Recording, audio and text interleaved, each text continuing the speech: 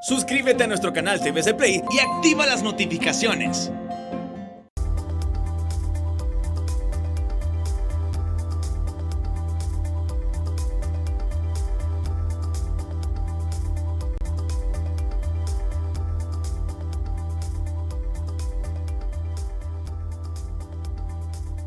Muy buenas, bienvenidos al banquillo, gracias por estar con nosotros. Hoy vamos a hablar del comportamiento de la sociedad y los nuevos retos en materia de educación en plena pandemia. Ha pasado más de un año ya del primer caso reportado en Wuhan. ¿Cómo está el comportamiento de la sociedad en América Latina? ¿Cómo estamos viviendo estas nuevas realidades del mundo? ¿Nos estamos adaptando o aún hay un largo camino por recorrer? Nos acompaña el profesor Manuel Gil Antón, catedrático del Colegio de México, sociólogo y filósofo, que nos permitirá conocer mucho de cómo estamos viviendo en esta crisis en América Latina. Buenas noches, doctor Gil Antón, gracias por acompañarnos. Al contrario, muy buenas noches, Rosendo, muy buenas noches al auditorio. ¿Cómo está el mundo? ¿Cómo están nuestras sociedades en estos momentos críticos que estamos enfrentando ahora mismo en medio de una nueva ola de contagios de COVID-19? Probablemente, Rosendo, la mejor manera de responder sería pudiendo ver qué tan generalizable es lo que ha ocurrido acá en México, ¿no? En términos muy generales, nosotros tenemos primero un país con el 50% de la población en pobreza. Esta desigualdad, esta inequidad estructural del país es muy importante tenerla presente porque precede a la pandemia y con ella hemos transcurrido, ¿no? ¿Qué quiere decir esto? Hay un sector de la población que puede permanecer en su casa porque cuenta con los recursos, ya sea porque tiene su salario y puede trabajar a través de computadoras, etcétera, ¿no? Entonces, tenemos un sector que puede permanecer en casa y con ello no incrementar las posibilidades de intercambio y de contagio. Luego tenemos otro sector de la población que o sale de su casa a trabajar o no come. Entonces tenemos una parte de la población del país importante que no ha podido permanecer en casa. ¿Por qué? Porque no tiene medios para hacerlo, ¿no? Y creo yo que hay otro factor, y es el factor de aquellos que o bien consideran que lo del COVID, y es impresionante escuchar a las personas cuando dicen que el COVID no es cierto, que eso no existe, o bien que consideran que van a estar protegidos, por ejemplo, por la Virgen de Guadalupe, y lo digo con todo respeto. Alguna vez aquí, por donde ustedes tienen su casa, donde yo vivo, pregunté a una persona, el 12 de diciembre se celebra la Virgen, e iban a hacer una fiesta para celebrar a la Virgen. Yo le dije, oiga, pero es muy peligroso que se congreguen las personas, ¿no?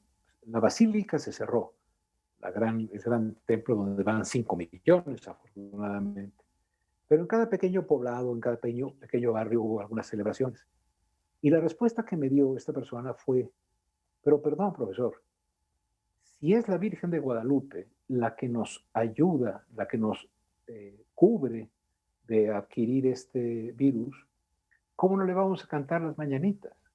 O sea, ¿cómo no le vamos a pedir que nos siga ayudando? Entonces, a lo que me refiero es a que en esta pandemia juegan factores económicos, como los que señalé, en medio de una desigualdad, factores de inconsciencia, digamos, porque también hay muchas personas que teniendo recursos salen porque son, vamos, podríamos llamar, poco responsables, un sector que tiene que salir o no come, pero últimamente, sobre todo con la fiesta del Virgen de Guadalupe, Navidad y Año Nuevo, hemos visto el poder que tiene la cultura para hacer que la gente considere, curiosamente, que es esencial salir. ¿Para qué? Para estar protegidos.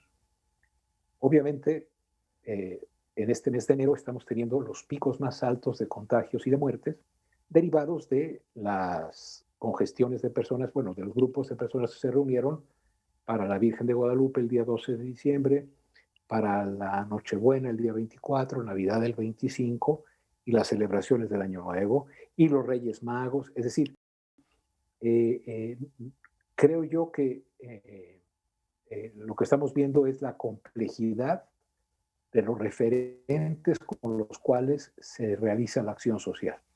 Bueno, entramos, doctor Gilantón, a revisar eso del arraigo a la normalidad, sobre todo en nuestras sociedades latinas, que somos muy apegados a llevar todo esto con nuestra presencia. Ya usted me exponía de fiestas religiosas, de las fiestas de fin de año, pero el virus con estas nuevas mutaciones ha mostrado que es mucho más letal, por lo menos en cuanto al contagio.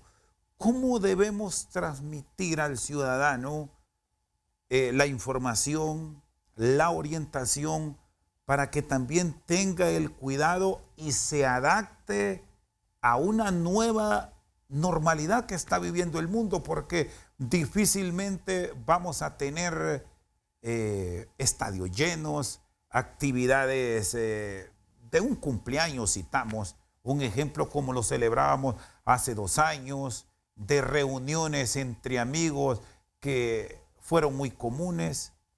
Esto está pasando a una historia, aun y cuando ya tengamos una posible cura efectiva encontrada en las vacunas. Sí, una cuestión, Rosendo, que es muy importante, digamos, compartir para entender analíticamente, para poder comprender lo que está sucediendo, es que cuando nosotros queremos ser solidarios con alguien, nuestro principal reflejo es ir con él. Lo que es interesante, complejo y muy complicado en esta pandemia es que la solidaridad consiste en no acercarse al otro. Es decir, queremos a nuestra mamá, que es una señora mayor. Bueno, quererla significa no verla. Y eso es como meter reversa a el sentido cultural que tenemos de ser sociedades sumamente afectuosas y además de familia extensa. Imaginemos una reunión en Navidad o en Año Nuevo de una familia típica en México. Bueno, pues podrían reunirse 25 o 30 personas, porque tenemos familias extensas, no familias nucleares de papá, mamá e hijos, ¿no?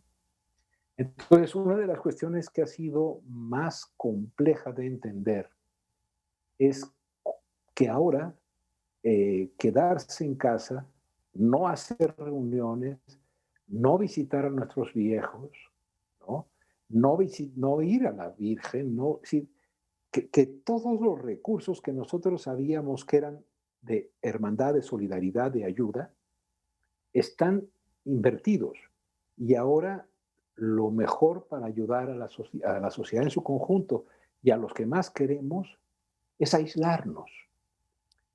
Entonces, como sociólogo, uno dice, esta es una experiencia humana extraordinariamente compleja. ¿Por qué? Porque está requiriendo que los que puedan se abstengan de ir a ver a los demás, a sus parientes, ¿no? A los cumpleaños que decías.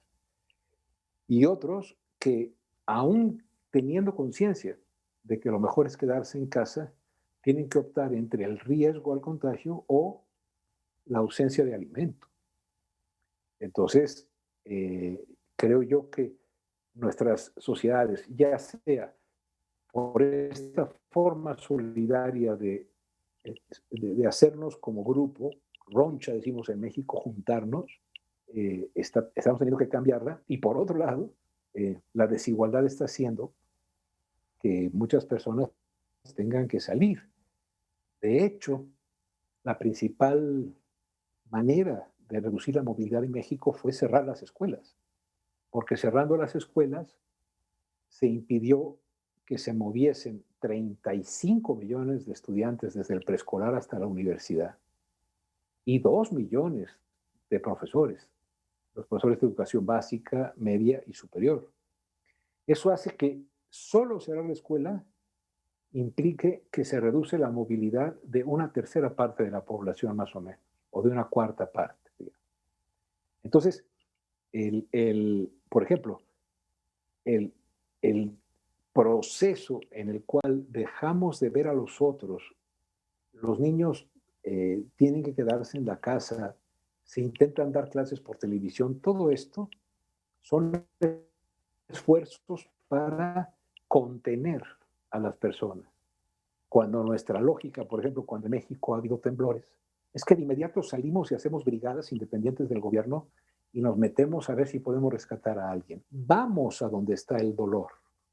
En este caso, hay que alejarse de donde está el dolor para ver si es posible que se salve la persona.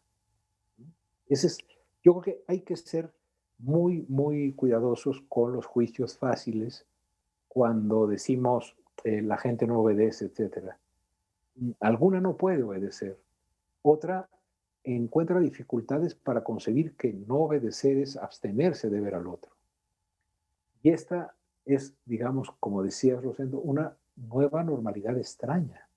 Es decir, es contener el abrazo, contener el contacto, contener el beso, contener, digamos, detenernos en lo que es nuestro reflejo solidario, que es ir a ver cómo está el enfermo, ¿no? Muy bien, está con nosotros el sociólogo mexicano Manuel Gil Antón. Vamos a ir a una pausa, ya regresamos.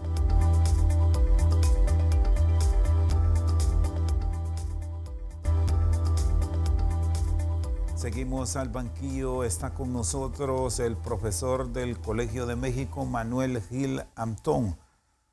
Profesor Gil Antón, vamos a separar este segmento de las sociedades latinas que viven del día a día, porque el control de estos grupos pasa en México, pasa en Honduras y pasa en el resto de los países con mucha pobreza, que o salen hoy para llevar el sustento a su hogar o ya entran en riesgo de morir por falta de alimentos, por falta del sustento diario frente al riesgo de muerte que está generando el SARS-CoV-2.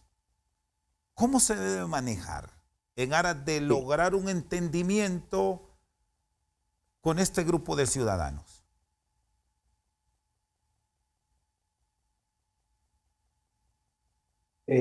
Ahí lo que hemos advertido en el comportamiento de diversas naciones es que hay países en los que ante esta situación de los que tienen que salir el día a día para poder tener lo suficiente para mantener a su familia, lo que han hecho es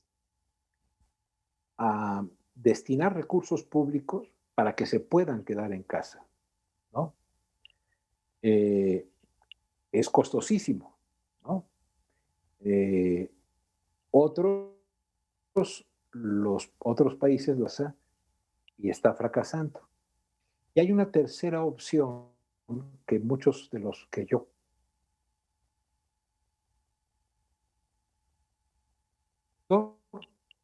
que se puede quedar en casa y que tiene condiciones para quedarse en casa. Con ese sector no hay que hacer nada más que decirle sigue así. Hay otro sector que no puede dejar de salir de casa porque sus necesidades esenciales las tiene que cubrir. Bueno, en ese caso, para minimizar el daño, probablemente lo que haya que hacer es ¿cómo hacemos para que si van a salir, porque es irremediable, haya menos posibilidad de contagios? Y en ese caso, el uso del cubrebocas, el aseo de las manos, tener la sana distancia, han sido opciones. Sin embargo, me imagino que también pasa en Honduras, igual acá en México, si se sube uno a un autobús, a un transporte de pasajeros, no hay sana distancia posible. Y ya sabemos nosotros que el SARS-CoV-2 y luego sobre todo estas nuevas cepas son muchísimo más contagiosas. Entonces, y que se transmiten por lo que llaman los aerosoles, ¿no? Nuestra respiración, lo que emitimos al hablar o al simplemente casi respirar. Entonces, la única alternativa que yo alcanzo a ver es que si van a salir, se procuren tener las mejores condiciones de distancia y de cuidado, a pesar de que en algunas ocasiones no sea posible. Nosotros tenemos el sistema de transporte colectivo el metro, que traslada a lo mejor a 5 millones de personas al día. No pueden ir a 1,5 metros de distancia, van abarrotados. Y esas personas, ¿por qué están saliendo? O bien porque tienen necesidad, o bien porque sus empresas están asociadas a necesidades esenciales que no pueden cerrar. Pensemos, Rosendo, en los trabajadores de la limpieza en la ciudad o en las diversas poblaciones. Tienen que salir, porque si tuviésemos COVID y además no se recogiese la basura, tendríamos un problema mayor. Tenemos a los policías, tenemos a los bomberos que tienen que salir, tenemos a todo el sector salud que tiene que ir. Hay una especie de descuido en nuestro razonamiento. ¿Por qué? Porque, por ejemplo, pensamos que el sector salud tiene que estar, sí, pero lo pensamos ya en el hospital y no nos estamos haciendo cargo de todo el peso que sobre el transporte implica que ellos se desplacen de sus casas al hospital donde trabajan. Es decir, hasta las sociedades más poderosas, pensemos en Alemania, pensemos en Estados Unidos, ¿no? La pandemia se ha tratado de manejar de distintos modos, en algunos casos, como en Estados Unidos, con una enorme irresponsabilidad de parte del presidente Trump. Pero, bueno, así se ha manejado. Ahora, la gran esperanza que todos tenemos es la vacuna. Pero la logística para poder aplicarla bajo el supuesto de que todos los países vamos a tener acceso a la cantidad de millones de personas que somos, mayores de 16 años parece que se están queriendo vacunar, tampoco es sencilla, ¿no? Entonces, el elemento central que yo creo que podemos hacer es que en la medida de lo que sea posible, las personas que irremediablemente van a salir sean lo más cuidadosas posible. Doctor Gilantón, y en este momento que las sociedades, muchos países de Europa, que ya los ponía como ejemplo, y el mismo Estados Unidos, están pensando en función de nuevos confinamientos ante la alta ola de contagios que se está dando, analizando la situación de las sociedades latinas, para nosotros, ¿es esto posible o ya es difícil lograr una contención de decirle a un ciudadano que no salga de casa? Puedo poner, Rosendo, un ejemplo que acaba de pasar en la Ciudad de México. La industria de los restaurantes, y no pensemos en los restaurantes de lujo, no. Pensemos que en una sociedad como esta, en una ciudad como esta, que su zona metropolitana tiene a 20 millones de personas y están saliendo a trabajar a lo mejor la mitad. Bueno, solamente la industria o digamos, el negocio, la estructura de la empresa restaurantera emplea a 2 millones de personas en el país. Cuando se cierra un restaurante con fines de confinamiento para evitar contagios, hay meseros, cocineros, lavaplatos, es decir, un conjunto de empleados que pierden la capacidad de tener ingresos. Yo pienso que nuestras sociedades tienen un límite y el equilibrio entre la sanidad y la economía es muy complicado, porque además también tenemos que reconocer que hay otras industrias, por ejemplo, que por ser consideradas esenciales, sí tienen la posibilidad de seguir abiertas. Entonces, el, ahora la disputa, para decirlo de alguna manera, es lograr que la actividad que hace mi empresa sea considerada esencial para que puedan venir los trabajadores. Y esos trabajadores pueden cobrar su salario. Pero a su vez, eso va a generar más contagios.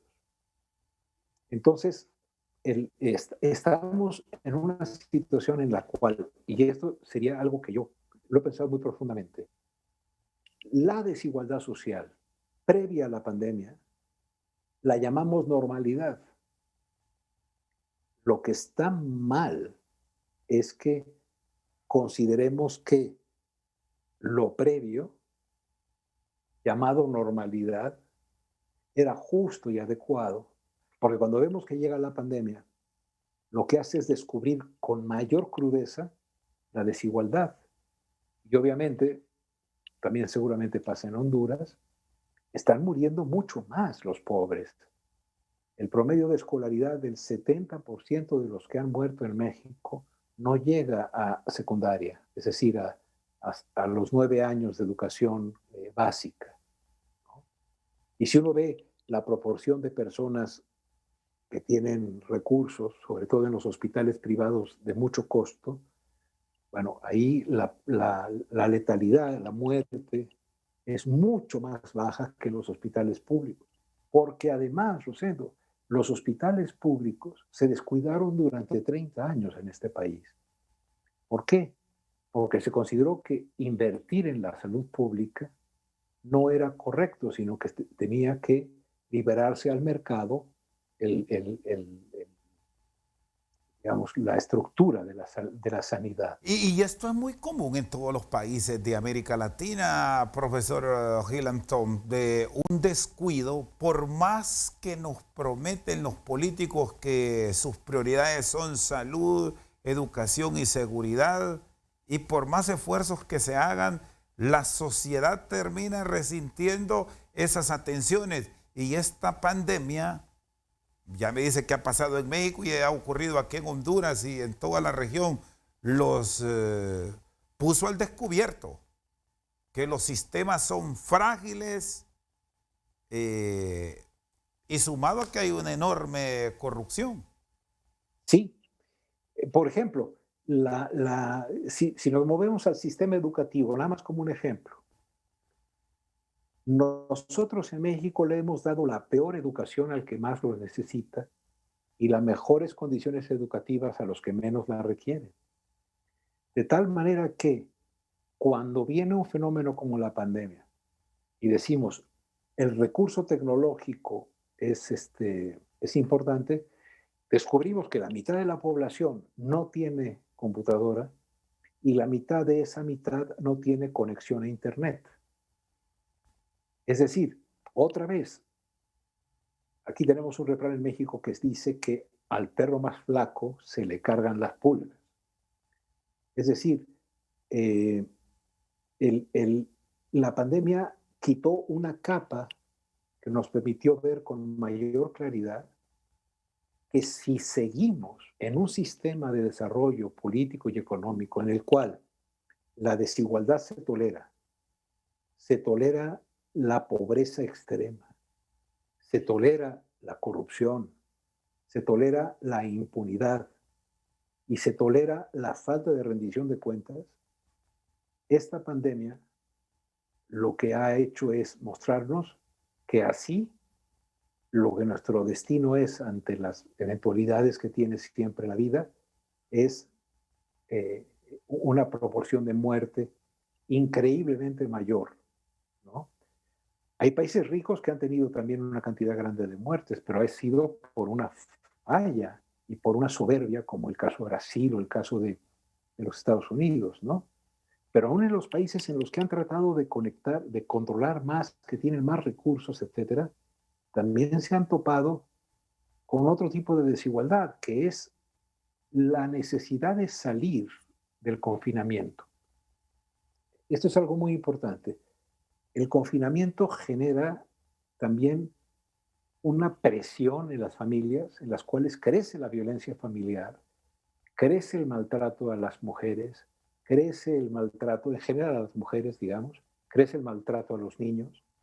Entonces, yo creo que la pandemia, desgraciadamente, lo que ha hecho es quitar todo el ropaje y nos ha mostrado de cuerpo entero y desnudos en sociedades en las cuales es indecente lo económico, lo político, lo social, lo cultural y lo educativo.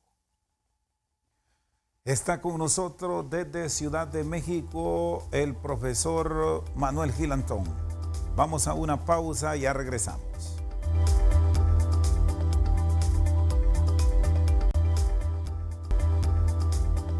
Seguimos al banquillo, está con nosotros el sociólogo mexicano Manuel Gilantón. La pandemia nos ha venido a recordar que estábamos cometiendo muchos errores y nos ha puesto al descubierto muchas fallas. Para los políticos, ¿qué les deja esta pandemia como lección? Yo diría que para los políticos y para la sociedad en su conjunto, y quiero decir esto, Rosendo, con mucha claridad. Hay personas que dicen, ya es importantísimo regresar a la normalidad. Si por regresar a la normalidad entendemos regresar a la situación previa a la pandemia, estamos condenados a agudizar todavía más los problemas de desigualdad económica, de impunidad, de inequidad social terribles. La pandemia por sí sola lo que causa son muertes, dolor, causa angustia, causa incertidumbre, causa daños económicos muy grandes. Pero por sí misma no va a cambiar la organización social. La pandemia sí desnuda todas nuestras problemáticas y las hace todavía más agudas, pero solo va a ser posible volver a una otra manera de vivir. Yo no le llamaría normalidad, porque la normalidad del pasado es en parte causa de los estragos de la pandemia. No aspiremos a volver a lo que había antes, porque lo que había antes ya era una pandemia de hambre, ya era una pandemia de desigualdad, ya era una pandemia, vamos a usar ese término, ya había una epidemia enorme de enfermedad para los más pobres. Entonces, si queremos nosotros no aprovechar la pandemia esperando que ella misma cambie las cosas, sino que las cosas cambien para que en una situación de emergencia futura, pero sobre todo en una situación de no pandemia, tengamos sociedades más justas, que no solamente estén preparadas para una siguiente pandemia si vuelve, no, que estén preparadas para darle a cada ciudadana, a cada ciudadano, condiciones de vida digna. Nosotros en México tenemos a 20 millones de mexicanos que a lo largo del siglo pasado y lo que va de este, han migrado a los Estados Unidos. ¿En búsqueda de qué? De lo que el país no les ofrece. Entiendo también que Honduras está teniendo caravanas que están buscando en otros sitios mejores condiciones de vida. El mundo es un mundo de migraciones. Se está cruzando el Mediterráneo en las llamadas pateras, en esas lanchas muy improvisadas, y están muriendo ahogados muchísimas personas que buscan pasar de África a Europa, buscando ¿qué? Mejores oportunidades. Eh, estas migraciones forzadas, ya sea por la violencia, por la pobreza, por la falta de futuro, tienen esas raíces y por lo tanto, el, digamos, la oportunidad que da la pandemia, no por ella misma, sino por lo que puede suscitar de reflexión autocrítica a los políticos, pero sobre todo a los ciudadanos, para decirlo en una sola frase, es hagamos un movimiento social que al poder volver a la presencialidad de nuestras relaciones sociales, organice movimientos que estén totalmente en contra de la desigualdad social, que es la causa de la mayoría de los problemas sociales que tienen nuestros países. Y el tema de la información, ¿cómo se debe digerir? Sobre todo cuando ahora, en medio de esta pandemia, estamos en un mundo de redes sociales donde se inventa mucho, donde se denigra. Y bueno, ya usted conoce, profesor Gilamtón, lo que está pasando frente a la información que trasladan los medios por excelencia que se han fortalecido con consultas a ustedes como sociólogos, a médicos, que nos permiten una comunicación y una orientación ahora visible, creíble. Sí, ahí lo que tenemos es un problema educativo enorme, porque si nuestros países están teniendo, después de 6 años o 9 años de escolaridad, egresados de nuestro sistema educativo que no saben leer o comprender un texto, obviamente están sumamente a disposición de lo que se llaman las fake news. Y antes en México se decía, no, lo dijo Jacobo refiriéndose a ese viejo periodista nuestro, Jacobo Saludowski, que fue legendario. Si lo decía Jacobo, era verdad, ¿no? Ahora, de repente, uno se encuentra con una persona que dice, el SARS-CoV-2, el COVID, se quita ingiriendo cloro. Y la gente dice, sí, yo lo vi en las redes. Y salió un médico y explicó por qué. Y lo que significa ingerir cloro o esos derivados, pues es daño a la salud. ¿Cómo podemos hacer para que haya una especie de filtro que haga que la comunicación en las redes no perturbe y no conduzca a movimientos que son en contra de la propia sociedad? Yo digo que nuestra solución, nuestra salida, es modificar mucho el sistema educativo para que los futuros ciudadanos tengan la capacidad de discernir cuál información tiene fuentes confiables y cuál no. Porque si no, vamos a seguir diciendo, lo vi en Internet. Y empieza Internet o empieza el Facebook o empieza el Twitter o todos estos sistemas a ser los criterios de verdad. Y tenemos entonces, por ejemplo, a personas que sueltan el hecho de, no, este virus lo hicieron los chinos para desequilibrar al mundo y hay personas que lo creen. Está creciendo el movimiento tierraplanista. Y personas que dicen que la Tierra es plana. Y van creciendo. Hay personas que dicen que no hay que vacunarse, no solamente contra el COVID, sino ninguna vacuna, porque a través de las vacunas se inoculan chips que entran a nuestro cerebro para que Google nos tenga todos localizados. Entonces, como hay impunidad en lo que se hace en las redes, pero poner un sensor que diga esto sí o esto no es muy peligroso, ¿no? Porque uno puede aceptar que haya censura. Lo que no puede hacer es luego cómo quitársela de encima. Pero lo que necesitamos es, curiosamente, personas muchísimo más preparadas, muchísimo más críticas y reflexivas, que ante lo que dicen las redes tengan, por ejemplo, un pensamiento científico elemental. ¿Mm? Es decir, en México hay muchas personas que dicen que el virus es un invento, ¿no? Y que no es cierto que existe. ¿Por qué? ¿Por qué? ¿Por qué? Le pregunta uno a esa persona. Dice, porque en mi casa nadie se ha enfermado. Pues ha tenido suerte, ¿no? Y luego vemos a otra persona que creía lo mismo, que lo que dice es, no saben qué, es muy serio. Se ha muerto mi abuelo, se murió mi papá, tengo a mi... Entonces, yo creo, Rosendo, que como las redes ya llegaron y van a estar con nosotros, o generamos a un lector y lectora críticos de las redes sociales, que sepan discernir, ¿no? O vamos a estar presos pues de los fanfarrones y sobre todo de los que pueden desestabilizar la vida social a través de estos recursos.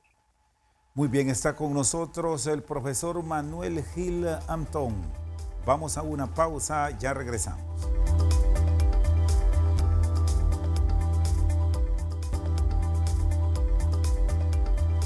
Seguimos esta noche al banquillo, estamos en directo desde Ciudad de México con el profesor Manuel Gil Antón.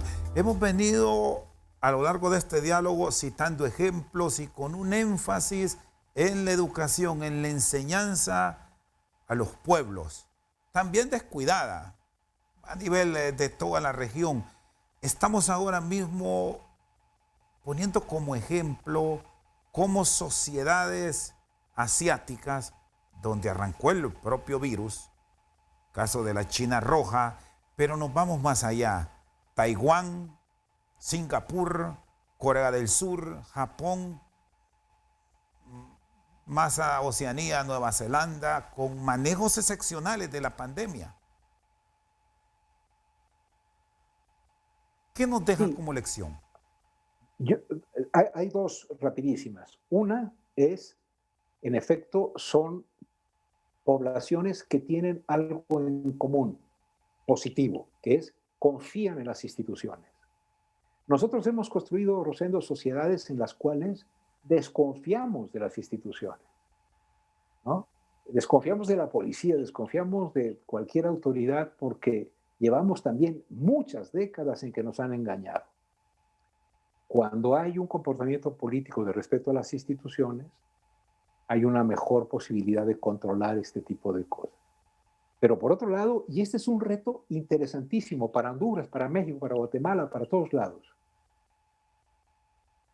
la democracia, que protege ciertas libertades, está siendo puesta a prueba porque los autoritarismos que pueden hacer un toque de queda en una ciudad de 6 millones y no dejar salir a nadie, porque lo dice el poder, han tenido más éxito en el control de la pandemia. ¿Será que es posible que la democracia genere confianza en las instituciones con un nuevo sistema educativo y un sistema de salud que corrijamos nosotros para nuestros hijos y nuestros nietos? O bien, que la única solución que tengamos es regímenes autoritarios que nos controlen a través de la fuerza, a través de la coacción o de la coerción. Ahí está, Rosendo, yo creo, uno de los principales retos. Fortalecemos la democracia con respecto a las instituciones, incrementando la salud pública y la calidad de la educación pública, o vamos a decir, pues como en esta pandemia los que lograron mejores condiciones fueron los regímenes autoritarios, dejemos la democracia y vámonos al autoritarismo. Sería terrible. Pero estamos lejos de que nuestras sociedades tengan este entendimiento. No escuché, o sea, no puede repetir. Sí, le consultaba, profesor Antón, estamos lejos de que nuestras sociedades tengan este entendimiento que se han trasladado en estos países para tener estos controles de la pandemia. Yo que sí estamos lejos, porque la, la, la construcción de las sociedades modernas sólidas pasan por la legitimidad de sus autoridades. Y nosotros estamos llenos de ejemplos de autoridades que nos han robado, de autoridades que han desviado los recursos públicos para enriquecerse, y eso ha dañado a la salud y a la educación. En realidad, si nosotros queremos tener una mejor forma de responder ante calamidades de este tipo, curiosamente, junto con la vacuna y todos los instrumentos científicos, lo que tenemos que hacer es sociedades compuestas por más ciudadanos y ciudadanas que sean implacablemente críticos, que metan en cintura al abuso de poder y también al abuso del capital, ¿no? Para construir sociedades en las cuales haya más igualdad y también más Estado de Derecho que nos permita confiar en las instituciones. Porque aquí la misma estructura ha fallado. Cuando vemos Sí, que se presentan casos y denuncias de la sociedad, pero el sistema los protege, sí. no los Pues, castiga. claro, en México las cárceles están llenas de pobres, no de culpables. La justicia se compra. Entonces, es decir, tenemos que hacer una transformación social, porque si volvemos a la normalidad de la que venimos, vamos a volver a prepararnos para que en la siguiente ocasión nos pase lo mismo. Es un gran reto a las sociedades nuestras construir formas de gobierno en las cuales la decencia, la rendición de cuentas y el cuidado escrupuloso del dinero público que proviene de los más pobres en su mayoría, sea sagrado, así concebido. Y que yo creo, no es que la pandemia nos dé la oportunidad, ella, sino nosotros reflexionando en la pandemia, tenemos la oportunidad de ser más activos políticamente y construir más organizaciones sociales que exijan algo muy sencillo. Por ejemplo, en materia educativa, no se vale que en México y en muchos países más valga tener conocidos que conocimientos. No se vale que origen sea destino. No se vale que nuestros hijos o nuestros nietos estén condenados a una sociedad, a un mundo, a un entorno en el cual no haya agua, no haya aire limpio y sobre todo no haya libertad y no haya capacidad crítica. Doctor Antón, estamos cerrando. Gracias por el tiempo que nos ha dispensado hoy desde Ciudad de México. Y en el marco de toda esta transformación que habla, la educación será clave y fundamental. Arrancar un proceso de revolución que nos permitirá poco a poco, ya ustedes con el sistema de semáforo lo están experimentando, tienen zonas en verde, van muy bien, hay zonas con color amarillo, está la alerta, y lo que tenemos en rojo que es casos de gravedad. Bajo estas modalidades y luego de escuchar que hemos retrocedido casi una década en muchos países en materia educativa, ¿qué nos depara para este 2021? Yo creo que también la escuela pre-pandemia era una modalidad educativa que se complacía, o sea, que se orientaba mucho a producir personas que repetían conocimientos o repetían información.